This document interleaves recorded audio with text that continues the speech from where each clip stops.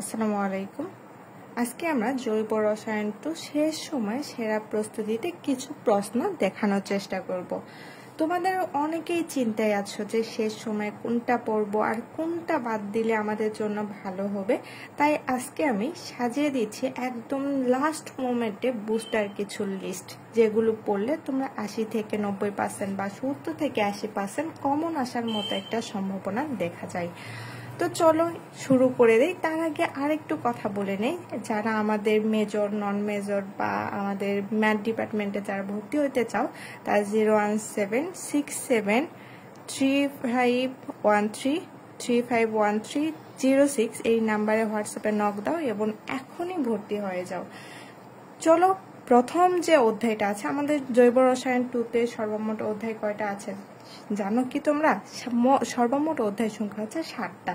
তার মধ্যে গুরুত্বপূর্ণ কিছু অধ্যায় আছে, যেরকম আমাদের 2 অধ্যায়, 3 অধ্যায়, 4 অধ্যায় এবং 5 অধ্যায়। এই অধ্যায়গুলো যারা পড়বা একটু ভালো করে পড়িও। যাদের একদমই প্রিপারেশন খারাপ, তাদের তো কোনোভাবে পাশ করতে হবে, তাই না? তারা কি করবা, এত অধ্যায়ের হাত দিতে যাবা না, কারণ বেশি পড়লে আমাদের কিছুই মনে থাকবে না। এই জন্য চেষ্টা করবা যে একটু কম পড়ে ভালো রেজাল্ট কেমনে সম্ভব বা ভালো একটা মার্কস আমাদের কিভাবে সম্ভব, এই শেষ সময়ে 2, 3, 4 এবং 5 অধ্যায়টা একটু গুরুত্ব সহকারে পড়বা। চলো এখন দেখে নেই যে আমাদের এক অধ্যায় জৈব রসায়ন 2-এ এক অধ্যায়ে বা জৈব অ্যাসিড এবং ক্ষারকের মধ্যে কোন প্রশ্নগুলা ইম্পর্টেন্ট। খ বিভাগ নিয়ে একটু কথা বলি। খ বিভাগে দেখো, এই কোশ্চেনটা যে অ্যাসিটিক অ্যাসিড অপেক্ষা ক্লোরো অ্যাসিটিক অ্যাসিড অধিক অম্লীয় বা শক্তিশালী কেন, ব্যাখ্যা করো। এই ধরনের কোশ্চেন তোমরা যদি বিগত সালের কোশ্চেনগুলো লক্ষ্য করো তাহলে দেখতে পারবা যে এই ধরনের কোশ্চেন প্রায় প্রতি বছরই দেখা যায়, যে কোন অ্যাসিড বেশি অম্লীয় বা কোন অ্যাসিড বেশি শক্তিশালী, ব্যাখ্যা করো। শুধুমাত্র এই কোশ্চেনটা যে আমাদের হুবহু কমন আসবে এমন কোনো কথা না। এটা ছাড়াও যদি আমাদের আরো কিছু যৌগ দিয়ে বলে যে এখানকার মধ্যে কোনটা বেশি শক্তিশালী, আমরা কিভাবে বুঝে নিব বলতো?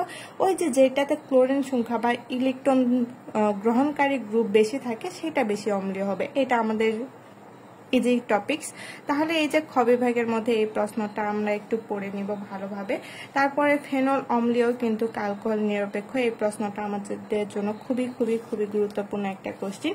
তারপরে আসি গ বিভাগে। গ বিভাগের জন্য তোমার কি কি পড়বা দেখো। অ্যাসিড এবং ক্ষারকের শক্তির উপর দ্রাবকের প্রভাব আলোচনা করো, এই প্রশ্নটা দেখে নিবা। অ্যাসিড এবং ক্ষারকের শক্তিমাত্রার প্রভাবকারী নিয়ামক সমূহের নাম লেখো এবং যে কোনো 2টি প্রভাব বর্ণনা করো, এইটাও দেখে নিবা। জৈব অ্যাসিডের অম্লত্বের উপর, এগুলো সবগুলো প্রশ্ন ইম্পর্টেন্ট, কিন্তু আমি তার মধ্যে দেখানোর চেষ্টা করছি যে এগুলোর মধ্যে আসলে তোমরা পড়বা কোনগুলো বা গুরুত্ব সহকারে পড়বা কোনগুলো। আমি তোমাদের পড়তে বারণ করছি এমন কিছু না, তোমরা ওগুলো দেখবা, সাথে সাথে এই প্রশ্নগুলো একটু ভালোভাবে দেখবা, তাহলে একটু ভালো কোনো মার্কসের আশা করা যায় আর কি। তাহলে দেখো, অ্যাসিড এবং ক্ষার প্রভাবিত কিটোইনল টটোমারিজম বিক্রিয়া কৌশল বর্ণনা করে, এই প্রশ্নটাও তোমরা ভালোভাবে দেখবা। অ্যালিফ্যাটিক অ্যাসিড অ্যারোমেটিক অ্যাসিড অপেক্ষা কম শক্তিশালী, ব্যাখ্যা করো, এই প্রশ্নটা একটু ভালো করে দেখবা। এই যে দেখো, এই ধরনের আমি তোমাদের একটু আগে বললাম যে অনেকগুলো যৌগ দিয়ে বলা থাকবে হয়তো, বা যে এদের মধ্যে কে বেশি অম্লীয়, ব্যাখ্যা করো। তোমরা ইজিলি বলে দিবা যে যেখানে ক্লোরিন বেশি আছে সে বেশি অম্লীয় হবে, কারণ এটা ইলেকট্রন গ্রহণকারী গ্রুপ, এই জন্য। তারপরে টিকাতে আসি। টিকার মধ্যে ফেনল অম্লধর্মী, এটা আমাদের জন্য গুরুত্বপূর্ণ। টিকা তোমরা ক বিভাগে একটু গুরুত্ব সহকারে পড়বা, তাহলে আমাদের আপনি টিকাটা হয়ে যাবে। তারপরে দেখো অধ্যায় 2 অ্যারোমেটিক হাইড্রোকার্বন, এর মধ্যে কি কি গুরুত্বপূর্ণ, মানে বেশি গুরুত্বপূর্ণ যেগুলো আমাদের না পড়লেই নয়, বা শেষ সময়ে না পড়ে গিয়ে ভাববো পরীক্ষার হলে যে এটা আমাদের মিস হয়ে গেল, এইরকম যেন না হয় সেই জন্য আমাদের কিছু প্রশ্ন দেখে যাওয়া উচিত। যে এরকম বেঞ্জিনের অ্যারোমেটিকত্ব নষ্টকারী 2টি রাসায়নিক বিক্রিয়ার সমীকরণ সহ ব্যাখ্যা করো, এই প্রশ্নটা। অথবা আমাদের টলুইনে বা ফেনলের ইলেকট্রোফিলিক প্রতিস্থাপন বিক্রিয়া অর্থপাড়া অবস্থানে ঘটে, ব্যাখ্যা করো। এই যে আমাদের 2 অধ্যায় যেটা আছে পুরোটাই কিন্তু আমাদের অর্থপাড়া নির্দেশক বা আমাদের রেজোন্যান্স নিয়ে কথা বলা হয়েছে। আমরা কি করব, একটা রেজোন্যান্স একটু ভালোভাবে কৌশল করব বা আয়ত্ত করার চেষ্টা করব, তাহলে দেখবা যে বাকিগুলো তুমি নিজেরাই পেয়ে যাচ্ছ। তারপরে বেনজিনের নাইট্রেশন বিক্রিয়ার কৌশল বর্ণনা করা, বেনজিন অপেক্ষা টলুইনের নাইট্রেশন অধিক দ্রুত ঘটে কেন ব্যাখ্যা করা, এই প্রশ্নটাও দেখবা। আবার বেনজিনের নাইট্রেশনে গাঢ় সালফিউরিক অ্যাসিড ব্যবহৃত হয় কেন, এই প্রশ্নটাও তোমাদের জন্য ইম্পর্টেন্ট। অ্যারোমেটিক যৌগের বিশেষ বৈশিষ্ট্য, এই ধরনের প্রশ্ন কিন্তু প্রায় দেখা যায় যে পরীক্ষাতে আসেই, এইটা দেখে যাবা ভালো মতো। তারপরে বেনজিনের ফিডেল কাট অ্যালকাইলেশন বিক্রিয়ার কৌশল বর্ণনা করে, এই প্রশ্নটা আমাদের জন্য গুরুত্বপূর্ণ। বেনজিনে হ্যালোজিনেশন এবং সালফোনেশন বিক্রিয়ার মেকানিজম সহ বর্ণনা করে, এই প্রশ্নটাও দেখে যাবা। বেনজিনে দ্বিবন্ধন রয়েছে এবং এরা একান্তর ওজন বিশ্লেষণ বিক্রিয়া, মানে ওজনায়ন বিক্রিয়াটা একটু ভালোভাবে দেখে যাবা, কারণ এটা আসার সম্ভাবনা আছে। তারপরে দেখো আমাদের এই যে রূপান্তর যেগুলো আসে না, রূপান্তর হয়তো বা হুবহু আমাদের বোর্ড থেকে তুলে দেওয়া হয় না, কিন্তু রূপান্তরগুলো দেখে যাবা যে বেনজিন থেকে টলুইন বা ফেনল থেকে আনিসোল, এই ধরনের রূপান্তরগুলো তোমরা নিজেরা একটু দেখে যাবা। টিকাতে যদি আসো, এই যে TNT, এই টিকাটা একটু ভালোভাবে দেখে যাবা। তারপরে আমাদের যে অধ্যায়টা সেটা হচ্ছে 3 অধ্যায়। 3 অধ্যায়ের মধ্যে কি কি গুরুত্বপূর্ণ দেখো, এই যে হাওয়ার্থ পদ্ধতিতে ন্যাপথলিনের সংশ্লেষণ বর্ণনা করা, আমাদের এই পদ্ধতিটা কিন্তু খুবই গুরুত্বপূর্ণ। তারপরে অ্যান্থাসিনে ইলেকট্রোফিলিক প্রতিস্থাপন বিক্রিয়া কার্বন 9 অবস্থান ঘটে কেন ব্যাখ্যা করা, এই যে আমাদের অ্যান্থাসিন হোক বা ন্যাপথলিন হোক, যে কোনো কিছু আমাদের দিয়ে বলা হবে যে কার্বন 9 বা কার্বন 3, কার্বন 4, কার্বন 5 ঘটে কেন ব্যাখ্যা করো। সেক্ষেত্রে আমাদের যদি একটা ভালোভাবে বুঝি, তাহলে আপনি বাকিগুলো কার্বন 9 ঘটছে না কার্বন 3 ঘটছে সেটা আমাদের দেখার বিষয় না। আমরা শুরু করব আর আমাদের যৌগটার যে নামটা, মানে যৌগটা যেটা দিয়ে গঠিত হয়েছে সেটা ভালোভাবে পড়বো, তাহলে দেখবো যে আমাদের ইজিলি সবকিছু হয়ে যাচ্ছে। তাহলে দেখো ন্যাপথলিনে ইলেকট্রোফিলিক প্রতিস্থাপন বিক্রিয়া 2 অবস্থানে ঘটে কেন ব্যাখ্যা করো। তাহলে এই যে এই দুইটার মধ্যে একটা আসার সম্ভাবনা কিন্তু খুবই বেশি, তোমরা একটু ভালো করে গুরুত্ব সহকারে পড়ার চেষ্টা করবা। তারপরে গ বিভাগে আসো, যে ন্যাপথলিনে কার্বন 1 এবং কার্বন 2 বন্ধন দৈর্ঘ্য, কার্বন 2 কার্বন 3 বন্ধন দৈর্ঘ্যের মধ্যে কোনটি বৃহত্তর, এইটা বৃহত্তর না এইটা বৃহত্তর ব্যাখ্যা করতে বলছে, এটা দেখে যাবা। তারপরে আসি 4 অধ্যায়ের ক্ষেত্রে। 4 অধ্যায়ের ক্ষেত্রে আমাদের কি কি গুরুত্বপূর্ণ দেখো তো, আমাদের জৈব রসায়ন 2 মূলত কি বেনজিন চক্র নিয়ে পুরাটা কাজ। তাহলে বেনজিন চক্রটা যদি আমরা ভালোভাবে আয়ত্ত করি, তাহলে দেখবা যে পরীক্ষায় ভালো মার্কস পাওয়ার আশা করা যায়। তার আগে আরেকটা কথা বলে নেই, যে তোমাদের জৈব রসায়নের যে প্রশ্নগুলো আছে তোমরা কিছুতে মুখস্থ করবা না, একটু বুঝে আয়ত্ত করার চেষ্টা করবা। তাহলে দেখবা যে একটা প্রশ্ন যদি বুঝে থাকো, তাহলে তোমরা নিজেরাই 2-3টা প্রশ্ন আপনি ভাবে পেরে যাচ্ছ।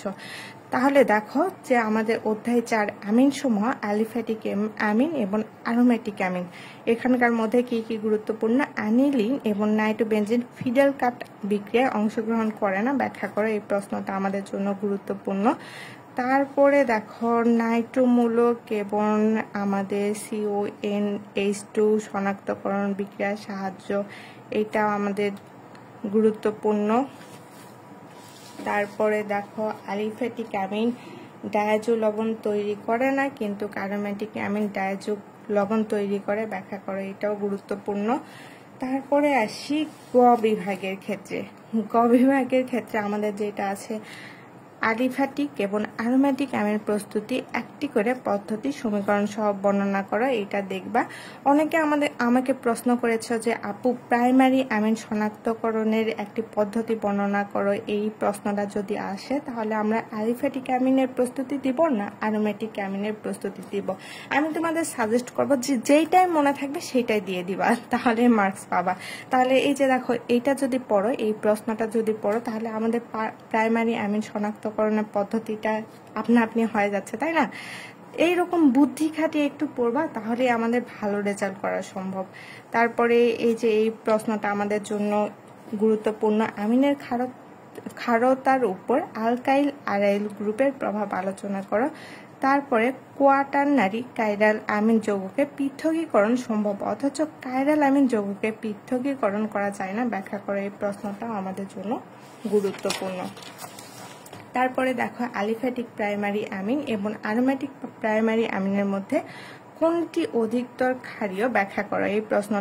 এই প্রশ্নটা মেবি তোমাদের এক অধ্যায়ের একটা প্রশ্ন ছিল না। দেখো যে আমাদের আমিন, আলিফাটিক আমিন এবং আরোম্যাটিক আমিনের মধ্যে কোনটি অধিক ক্ষারীয়, এই ধরনের একটা প্রশ্ন ছিল। শুধুমাত্র দেওয়া ছিল না যে প্রাইমারি আমিন বা সেকেন্ডারি আমিন, এই কথাটা উল্লেখ ছিল না। প্রশ্ন কিন্তু একই রকম। এই যে দেখো, এটা শক্তিশালী অ্যাসিড ব্যাখ্যা করে, এই ধরনের আরেকটা প্রশ্ন আছে যেখানে আমাদের হুবহু এই প্রশ্ন, কিন্তু আমাদের এখানে প্রাইমারি কথাটা উল্লেখ করা আছে, আরেক জায়গাতে প্রাইমারি কথাটা উল্লেখ করা নেই। একই প্রশ্ন। তোমরা চেষ্টা করবা যে একটা প্রশ্ন পড়ে এর সাথে আর কি কি প্রশ্ন আছে সবগুলো যেন তোমাদের হয়ে যায় এমন করে। তারপরে দেখো অ্যাসিটিলিন থেকে কিভাবে বেনজিন পিরিডিন সংশ্লেষণ করবা, এটা একটু দেখে নিবা। তারপরে বেনজিন ডায়াজোনিয়াম ক্লোরাইড হতে কিভাবে প্রস্তুত করবে ফেনল বেনজিন, এগুলো দেখে নিবা। তারপর টিকাতে আসি, রাইমার টাইমার বিক্রিয়ায়, এই প্রশ্নটা আমাদের জন্য গুরুত্বপূর্ণ, দেখে নিবা।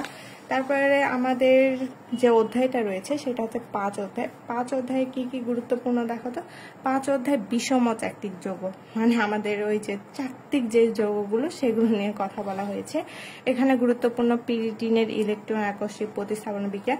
যেখানে ইলেকট্রন আকস্মিক প্রতিস্থাপন বিক্রিয়ার কথা বলুক না কেন, এই যে একটু আগে আমাদের কার্বন 3 কার্বন 4 এই যে অ্যান্থাসিনের ইলেকট্রোফিলিক প্রতিস্থাপন বিক্রিয়া, ন্যাপথলিনের ইলেকট্রোফিলিক প্রতিস্থাপন বিক্রিয়া, এই বিক্রিয়াগুলো আর আমাদের পাইরল পিরিডিন এই বিক্রিয়াগুলো প্রতিস্থাপন বিক্রিয়াগুলো কিন্তু একই রকম। সো তোমরা একটা প্রশ্ন পড়ো কিন্তু ওইটাই যেন বুঝে পড়ো, এমন ভাবে পড়ো যে ওই একটা বুঝে সবগুলো যাতে একা একা পেরে যাও। তারপরে দেখো পাইরল অম্ল এবং ক্ষার উভয় ধর্ম প্রদর্শন করে ব্যাখ্যা করে, এই প্রশ্নটা পড়ে নিবা। তারপরে প্রস্তুতি এগুলো দেখে যাবা, কারণ প্রস্তুতি অবশ্যই আমাদের প্রশ্নে আসে। তারপরে দেখো এই যে এগুলো অ্যারোমেটিক যৌগ ব্যাখ্যা করো। আমাদের একটা প্রশ্ন ছিল যে অ্যারোমেটিকত্ব ব্যাখ্যা করো। 3 অধ্যায়ের মেবি একটা প্রশ্ন ছিল যে আমাদের অ্যারোমেটিকত্ব ব্যাখ্যা করো। তোমরা একটু দেখে নিবা কোথায় যে প্রশ্নটা আছে ওই প্রশ্ন।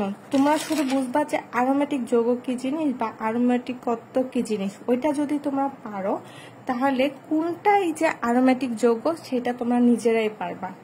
তারপরে দেখো পাইরল ফিডেল কাপ বিক্রিয়া দেয় কিন্তু পিরিডিন দেই না, ব্যাখ্যা করো। এই প্রশ্নটাও আমাদের জন্য গুরুত্বপূর্ণ। গ বিভাগের জন্য পাইরল পিরিডিন ফিউরান একটি করে প্রস্তুতি বর্ণনা করো। আবার এই যে পিরিডিন সংশ্লেষণ এইটাও আমাদের জন্য গুরুত্বপূর্ণ। বিষম চাক্তিক যৌগ অ্যারোমেটিক যৌগ, এটাও একটু দেখে নেবা। তারপরে 6 অধ্যায়ের ক্ষেত্রে আসি। 6 অধ্যায় পুরাটাই তো আলোক সমানতা নিয়েই কাজ, তাই না? তাহলে আলোক সমানতা, জ্যামিতিক সমানতা এগুলো তো আমাদের দেখতেই হবে।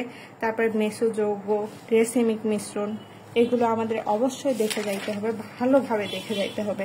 তারপর টার্টারিক অ্যাসিডের আলোক সমানতা ব্যাখ্যা করো। ওয়ালডন ইনভার্সন, এই প্রশ্নটাও আমাদের জন্য গুরুত্বপূর্ণ, এগুলো অবশ্যই দেখে যাবো। তারপর লাস্ট যে অধ্যায়টা রয়েছে সেটা হচ্ছে 7 অধ্যায় দ্বি কার্যকরী যৌগসমূহ। এখান থেকে তোমাদের 1,3-বিউটাডাইন প্রস্তুতির 2টি পদ্ধতি এবং 1,3-বিউটাডাইন নিম্ন তাপমাত্রায় আমাদের 1,3-বিউটাডাইন সংযোজন উৎপাদ দেয়, কিন্তু উচ্চ তাপমাত্রায় 1,4 দেয় না কেন, এটা একটু ভালোভাবে দেখে যাবা।